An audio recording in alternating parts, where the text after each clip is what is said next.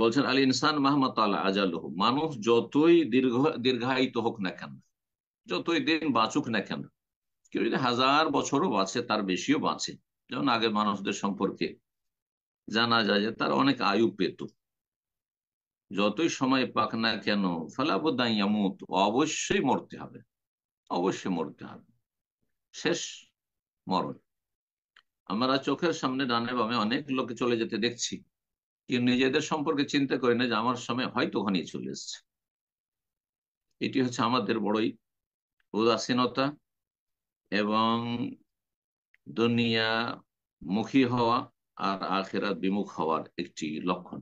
আল্লাহ হেফাজত করে। সবসময় যেন মৃত্যুকে চোখের সামনে দেখছেন আর তারপরের জীবনে যেন প্রস্তুত থাকছেন, এরকম মন মানসিকতা থাকে। সবসময় আপনি নিজেকে জিজ্ঞাসা করুন যে এখন যদি মালাকুল মত চলে আসে আপনার কাছে, আমার কাছে, তাহলে আমাকে ইল্লিনে নিয়ে যাবে না সিজ্জিনে নিয়ে যাবে?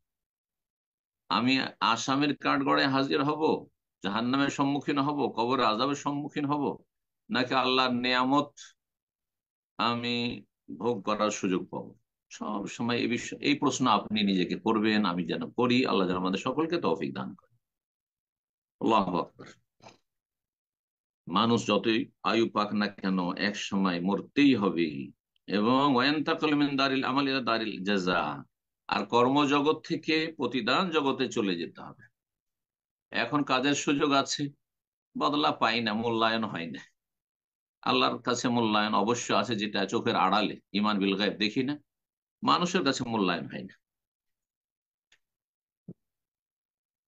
আর যেখানে চলে যাব প্রথম কবরে, মানে আমাদের দেহ কবরে চলে যাবে, সেটি হচ্ছে আখিরাতের প্রথম মঞ্জিল, আউয়ালু মানাজিল আখিরাত। সেখানে যদি সম্মানিত হন তাহলে আগামী দিনে আর কোনো ভয় আশঙ্কা নেই। ওয়ালা খাউফুন আলাইহিম ওয়ালা হুম ইয়াহজানুন। আর সেখানে যদি লাঞ্ছিত অপদস্থ হইতে হয়, কবরের জীবনটাই কঠিন হয়ে পড়ে, তাহলে ভবিষ্যৎ খুবই খারাপ অন্ধকার।